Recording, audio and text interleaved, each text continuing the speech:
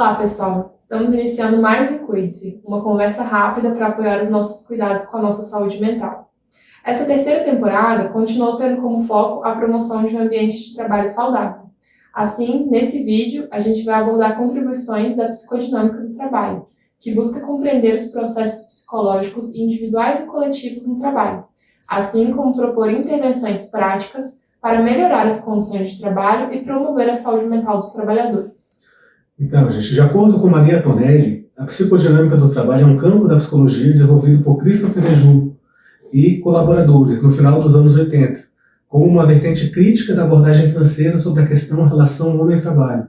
Essa disciplina ela é multidisciplinar, né? Uma vez que ela está apoiada nos conceitos psicanalíticos e também diversos conhecimentos da filosofia, da medicina do trabalho, da economia e da psicologia. Para Dejoux, o trabalho ocupa um papel central na constituição da nossa identidade individual, possuindo diversas implicações sociais, afetivas e econômicas, base da vida cotidiana das pessoas. Segundo o autor, o trabalho permite o confronto entre o mundo externo e o mundo interno do trabalhador. O mundo objetivo, que implica lógicas, desafios, regras e valores, vai entrar em conflito com a singularidade de cada trabalhador, fazendo com que o confronto entre as relações e a organização do trabalho e mundo interno e subjetivo do trabalhador seja gerador de sofrimento psíquico. Há uma contradição central entre a lógica das empresas, voltada para o lucro e para a produtividade, e a lógica do indivíduo, que é contraditório, tem angústias, desejos, medos, e busca manter a sua saúde mental em meio a essa complexidade de relações. Então, na psicodinâmica do trabalho, gente, o sofrimento é gerado nessa contradição. Mas da mesma forma que o sofrimento pode vir a se tornar patogênico, isto é, né, se ele não foi elaborado em algo criativo pelo próprio trabalhador, o trabalho também ele proporciona oportunidades de crescimento e desenvolvimento psicossocial do colaborador. Se o trabalho leva ao sofrimento e ao adoecimento, esse mesmo trabalho pode também se constituir uma fonte de prazer e desenvolvimento humano do indivíduo. Dessa forma, fica evidente que o trabalho e as relações que nele surgiram nunca devem ser tomadas como espaço de neutralidade subjetiva ou social. Para Dejoux, o trabalho também assume um papel central na constituição da identidade visual e possui implicação direta nas diversas formas de inserção social dos indivíduos.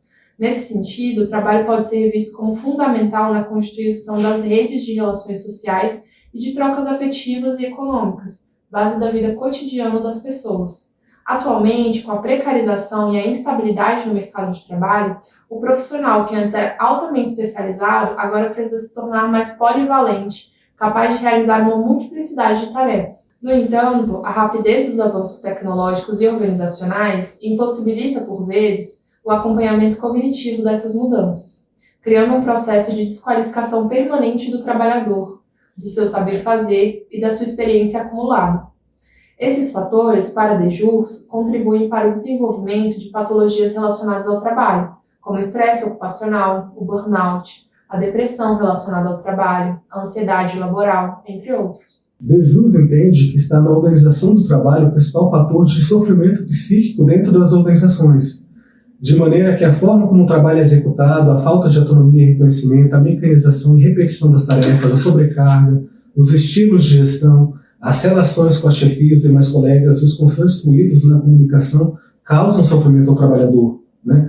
E para se protegerem deste sofrimento, os trabalhadores utilizam estratégias defensivas individuais e coletivas, né? Falando das individuais, a gente pode destacar assim, a aceleração da produção, a hiperatividade, a limitação da capacidade de pensar e fantasiar os pensamentos recorrentes, né, no que concerne à própria tarefa. Já dentre as estratégias coletivas, temos como exemplo as desenvolvidas em situações de periculosidade, como a banalização do risco, a exaltação e a negação do perigo, a exaltação da virilidade, entre outras. Essas defesas psíquicas explicam, em parte, condutas aparentemente irracionais, quando os trabalhadores, submetidos a condições de trabalho altamente perigosas, apesar de orientados por vezes, eles não usam ou negligenciam medidas de proteção. Os psicodinamistas do trabalho também buscam compreender por que há indivíduos submetidos a situações de trabalho extremamente penosas e reconhecidamente favorecedoras de adoecimento, que, ao contrário do esperado, não adoecem. Na busca de responder a essa questão, e aplicando o referido método em diversas situações de trabalho, Esses pesquisadores verificaram que os trabalhadores desenvolvem, entre outros processos, estratégias defensivas individuais e coletivas para se protegerem do elevado grau de sofrimento nessas organizações e poderem, assim, continuar a trabalhar. Então, gente, as mudanças constantes no mundo do trabalho provocam impactos na vida de indivíduos que são obrigados a conviver com lógicas de mercado extremamente mutantes, né? Criando situação de constante estabilidade de ameaça, que são vivenciadas como inerente aos tempos atuais, cuja causalidade é atribuída à economia ou ainda a relações sistêmicas. Inúmeras pesquisas e intervenções têm sido realizadas visando tanto a melhoria da produtividade quanto as condições da organização do trabalho. E, para tanto, a psicodinâmica do trabalho utiliza um método específico que liga a intervenção à pesquisa e é pautada nos princípios da pesquisa-ação. Mas, devido às suas características específicas, é intitulada Clínica do Trabalho. A Clínica do Trabalho busca desenvolver o campo da saúde mental em trabalho, partindo do trabalho de campo e se deslocando e retornando constantemente a ele. Ela visa intervir em situações concretas do trabalho, compreender os processos psíquicos envolvidos e formular avanços teóricos e metodológicos reproduzíveis a outros contextos. Segundo Dejus, a psicodinâmica do trabalho é, antes de tudo, uma clínica. Ela se desdobra sobre um trabalho de campo radicalmente diferente do lugar de cura. Ao afirmar que ela é uma clínica, implica que a fonte de inspiração é o trabalho de campo e que toda a teoria é alinhavada a partir deste campo. A psicodinâmica do trabalho não busca transformar o trabalho, mas modificar as relações subjetivas dentro do trabalho. Ou, para dizer de uma outra forma, o que é modificado é o trabalhar de cada trabalhador, e não o trabalho em si. Então, o Dejus ele chama atenção para a diferença que existe entre o trabalho prescrito e o trabalho real. Este, que é o trabalho real, ele causa grande impacto no trabalhador, né? Mas o autor, o ser trabalhador, é justamente ser capaz de pensar o trabalho, de elaborar essa experiência ao falar, de simbolizar o pensamento, de chegar a uma interpretação. Ele tem a possibilidade de negociar, de buscar um novo sentido partilhado, de transformar e de fazer a organização do trabalho evoluir. O agir comunicacional busca, por meio da intercompreensão, tornar visíveis as razões, a racionalidade, o sentido do trabalho, a problemática vivida pelos trabalhadores para realizar sua atividade, o porquê, né, ou pelo quê. Eles buscam as respostas para si próprios e para os outros trabalhadores de demais níveis hierárquicos. Dejus propõe, então, o exercício da reflexão coletiva, que supõe, mais que uma discussão em conjunto, uma ação que visa a apropriação de uma inteligibilidade comum, regida pela intercompreensão de acordos e normas, produção de novas regras do trabalho. Dejus fala sobre o conceito de carga psíquica do trabalho, que se refere às exigências emocionais e psicológicas de determinada ocupação. Essa carga pode resultar em sofrimento patogênico, que resulta em danos à saúde do trabalhador. Dejus propõe espaços de reflexões coletivas, o que é diferente de se fazer discussões em conjunto.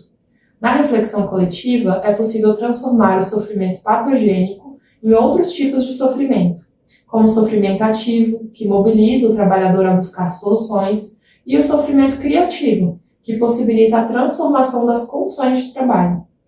Então, o autor chama atenção para a organização do trabalho, que ele entende como um compromisso negociado entre quem organiza e quem o faz. Essa organização evolui e se transforma. Ela é pensada em cada um dos níveis hierárquicos a partir da compreensão entre o que os trabalhadores têm de seu próprio trabalho, sem que muitas vezes um consiga entender as dificuldades e a racionalidade que regem a prática dos outros. Por isso, o autor ressalta a importância da criação de um espaço público de deliberação. A ação da reflexão coletiva é muito necessária justamente por permitir que as pessoas possam falar e se escutar para que a transformação do trabalho ocorra. A confrontação de opiniões sobre o trabalho vai, então, ter o sentido de desenvolver a capacidade das pessoas pensarem individual e coletivamente.